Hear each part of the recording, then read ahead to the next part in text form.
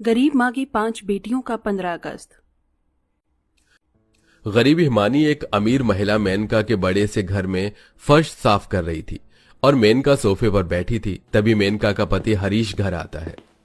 मेनका, हमारा बेटा अरुण घर आ रहा है। क्या अरुण आ रहा है? सच? हाँ मेनका, मुझे अभी अरुण का फोन आया था। उसने कहा वो कल आ रहा है। सालों बाद हमारा बच्चा घर आ रहा है। मालकिन, आपके बेटे कहाँ गए हुए हैं? हिमानी, मेरा बेटा एक फौजी है। वो सालों साल बॉर्डर पर रहकर अपने देश की रक्षा करता है और अब देखो हमारा बेटा घर आ रहा है। क्या फौजी? फौजी का नाम सुनते ही हिमानी की आंखों में आंसू आ जाते हैं। अरे हिमानी, क्या हुआ? तुम्हारी आंखों में ये आंसू? मेरे पति भी फौजी थे मालकिन। क्या तुम फौजी की पत्नी हो और तुम्हारी ये हालत? ये कैसे हो सकता है? हिमानी 2 दिन पहले ही मेनका के घर नौकरानी के काम से लगी थी। ये बड़ी दुख भरी कहानी है मेम साहब।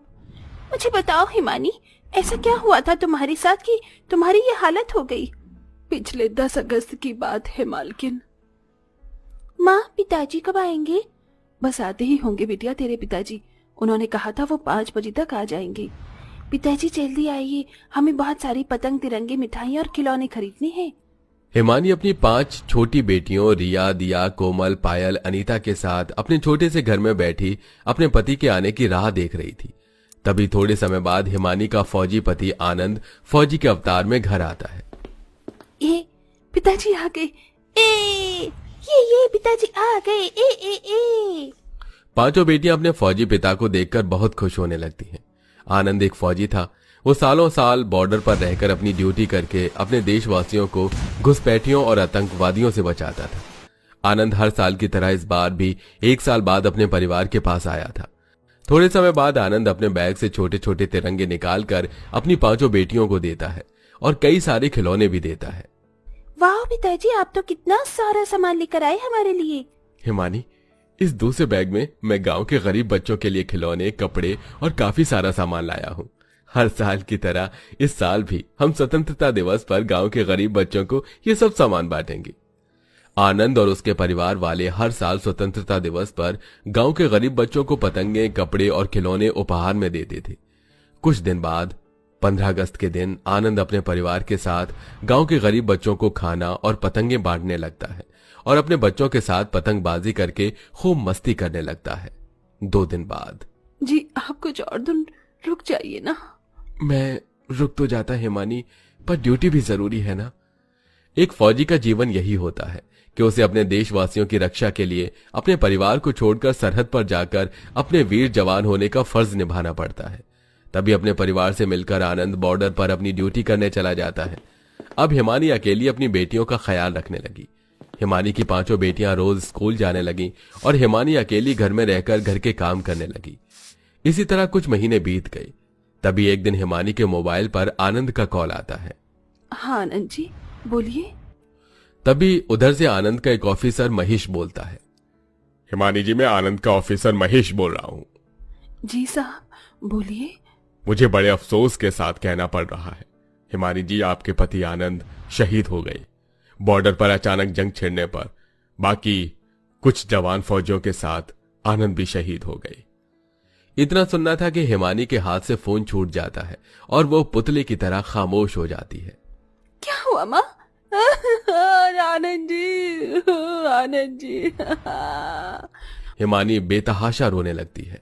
माँ, क्या हुआ माँ? बताइए ना माँ, क्या हुआ? आनंद जी। तभी हिमानी की आवाज सुनकर आस पड़ोस वाली महिलाएं हिमानी के घर में आती हैं। आनंद की मौत की खबर सुनकर आस पड़ोस वाले गांव वाले सब काफी दुखी हो जाते हैं। बहरहाल कुछ दिनों बाद हिमानी और उसकी बेटियों के बड़े ही दर्दनाक बीतते हैं दिन। एक दिन सवेरे हिमानी अपनी 5 बेटियों के साथ अपने छोटे से घर में उदास बैठी थी। हिमानी के हालात बहुत ही गरीबी वाले हो चुके थे। माँ, कल रात से हम भूखे हैं, हमें खाना दीजिए ना माँ। हाँ माँ, हमें भूख लगी है। अब क्या दूं मैं बच्चों को खाने के लिए? घर में तो अन्न का एक दाना तक नहीं है, ना मेरे पास पैसे हैं। आनंद जी, ये किस परिस्थिति में आप हमें छोड़कर चले गए? अब कैसे मैं अपनी बेटियों का पालन पोषण करूंगी?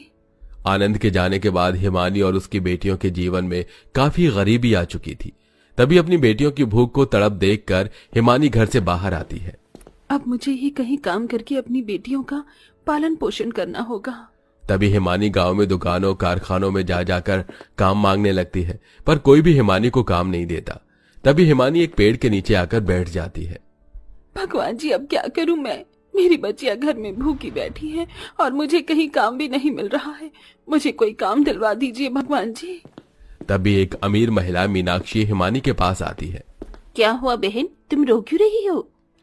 तभी हिमानी मीनाक्षी को अपने बच्चों की भूख और काम न मिलने की बात बताती है। अच्छा सुन, क्या तू मेरे घर में सफाई करने का काम करेगी? मैं तुझे रोज की 100 रुपए दिया करूंगी। बहुत बहुत धन्यवाद आपका बहन। तभी मीनाक्षी हिमानी को अपने बड़े से घर में ले जाती है और उसे 100 रुपए देती है, जिसके बाद हिमानी उसी समय से मीनाक्षी के घर सफाई का काम, नौकर काम करने लगती है। ये कैसी परिस्थिति आ गई मुझ पर कि मुझे नौकरों की तरह लोगों के घर पर काम करना पड़ रहा है। इसी को जिंदगी कहते हैं दोस्त। इंसान का जीवन इंसान को कब किस मोड़ पर कैसे लाकर खड़ा कर दे, ये कोई नहीं जानता। पति के साथ हुए हादसे के बाद हिमानी का हंसता खेलता जीवन ही उजड़ चुका था। तभी शाम तक कड़ी मेहनत करने के बाद हिमानी 100 रुपए में थोड़ा राशन लेकर घर आती है और थोड़ा खाना बनाकर अपने बच्चों के साथ बैठकर खाने लगती है। माँ, कल परीक्षा की फीस के पैसे मंगाए हैं टीचर ने। बच्चों, अभी हमारी परिस्थिति बेहद खराब है। तुम पांचों अब स्कूल जाना बंद कर दो, क्योंकि तुम्हारी पढ़ाई का खर्च अब मैं नहीं उठा पाऊंगी। गरीबी हालात ने ऐसा मजबूर कर रखा था कि हिमानी का परिवार दाने दाने को तरस रहा था। बहरहाल इसी तरह दिन बीतने लगे। हिमानी रोज मीनाक्षी के घर जाकर काम करने लगी और इतनी कम कमाई में पेट काट कर अपनी 5 बेटियों के साथ अपना गुजारा करने लगी। एक शाम हिमानी मीनाक्षी के घर अकेली सफाई कर रही थी। उस समय मीनाक्षी बाजार गई हुई थी। तभी मीनाक्षी का शराबी पति मदन नशे में लड़खड़ाते हुए घर आता है और हिमानी को गंदी निगाहों से देखने लगता है। ओ पारो, आजा मेरे पास। मदन नशे की हालत में हिमानी को गंदी तरीके से छूने लगता है। तभी हिमानी मदन को धक्का देकर घर से बाहर चली जाती है और इतने में वहां मीनाक्षी आ जाती है। क्या हुआ हिमानी? मेम साहब, मैं कल से आपके घर पर काम पर नहीं आऊंगी। इतना कहकर हिमानी रोते रोते वहां से भाग जाती है। अरे, इसे क्या हुआ? इधर हिमानी अपने घर में आकर एक कोने में खामोश बैठ जाती है। क्यों आनंद जी, आप क्यों मुझे छोड़कर चले गए? आपके जाने के बाद ये जमाना मुझे हिरकत भरी निगाहों से देख रहा है। अब कैसे जीऊं मैं अकेले आनंद जी? तभी रिया और उसकी 4 बहनें हिमानी के पास आती हैं। क्या हुआ माँ? कुछ नहीं बेटा। मामा की याद आ रही है माँ आपको? यह सुनकर हिमानी रोने लगती है और अपनी बेटियों को गले से लगा लेती है। तभी अगले दिन हिमानी नए काम की तलाश में गांव में जाती है तो उसे एक मेनका नाम की अमीर महिला के घर सफाई का काम मिल जाता है। हिमानी की दर्द भरी कहानी सुनकर मेनका की आंखों में आंसू आ जाते हैं। तू तो जीवन की दुखियारी है हिमानी। इतने दर्द तू अपने अंदर लिए कैसे जी लेती है? क्या करूं मालकिन, रोना तो बहुत आता है, पर बच्चों की मासूम बेबसी वाली सूरतें देखकर मैं अपने आंसू और दर्द का गला घोट देती हूँ। तू चिंता मत कर हिमानी, तू अपनी बेटियों के लिए जो ये संघर्ष कर रही है, देखना भगवान जी तुझे इस संघर्ष का एक दिन बहुत ही अच्छा फल देंगे। अच्छा सुन, मैं तुझे एक सिलाई मशीन देती हूँ। तू मेरे घर काम करने के बाद लोगों के कपड़े सिलने का भी काम कर। तेरी अच्छी खासी आमदनी होगी उससे। तभी मेनका अपने पैसों से हिमानी को एक सिलाई मशीन खरीद कर देती है, जिसके बाद हिमानी घर में ही रात में लोगों के कपड़े सिलने का काम करने लगी, जिसके चलते उसके पास कुछ पैसे और आने लगे। इसी तरह दिन बीतने लगे। 15 अगस्त का दिन आ चुका था। सारे गांव में लोग स्वतंत्रता दिवस मना रहे थे। सब पतंग उड़ा रहे थे, तिरंगे लहरा रहे थे, खुशियां मनाकर अपने अपने परिवार के साथ खेल रहे थे। और उन सबको देखकर हिमानी की 5 बेटियां अपने घर के आंगन में उदास बैठी थीं। आज अगर पिताजी होते तो हम भी उनके साथ हर साल की तरह स्वतंत्रता दिवस खुशी खुशी मनाते। इस बार तो हमारे पास तिरंगा खरीदने के भी पैसे नहीं है। माँ के पास भी पैसे नहीं है। काश कि आज पिताजी हमारे साथ होते। तभी पीछे दरवाजे पर खड़ी हिमानी अपनी बेटियों की ये बेबसी देखकर दुखी हो जाती है। आज अगर मेरे पास पैसे होते तो मैं अपनी बेटियों को इतना दुख कभी नहीं होने देती। जो मैं कमा रही हूँ वो सब पैसा तो हमारे खाने में खर्च होता जा रहा है। तभी मेनका और हरीश हिमानी के घर कई सारे तिरंगे, पतंगे और कई सारे खिलौने लेकर आते हैं और वो सब चीजें हिमानी की बेटियों को देते हैं। अरे वाह, इतनी अच्छी पतंग!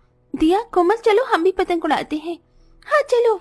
पांचों बहनें वो सारे तिरंगे पतंगे लेकर गांव में आती हैं और गांव के बच्चों के साथ खुशी खुशी स्वतंत्रता दिवस मनाने लगती हैं। साहब मालकिन, मेरे बच्चों के चेहरे पर इतनी खुशियां लाने के लिए आपका बहुत बहुत धन्यवाद। हिमानी, हरीश जी तेरे लिए एक सिलाई का काम लेकर आए हैं। शहर के एक कारखाने वालों को स्कूल के बच्चों के 5,000 ड्रेस सीकर देने हैं और ये काम हम तुझे दे रहे हैं। ये पूरे 2 लाख रुपए का काम है। हम शाम को तुझे कच्चे कपड़े लाकर दे देंगे। ये रहे एडवांस में 50,000 रुपए, बाकी पैसे काम होने के बाद हम तुझे देंगे। ये सुनकर हिमानी बहुत खुश हो जाती है। उसके बाद हरीश हिमानी को कपड़े सिलाई का खूब काम देने लगता है और हिमानी पूरी लगन से सिलाई का काम करके अपनी गरीबी दूर कर दी गई और अपनी बेटियों को अच्छी शिक्षा और अच्छा खाना देकर उनके साथ खुशी खुशी अपना जीवन बिताने लगी।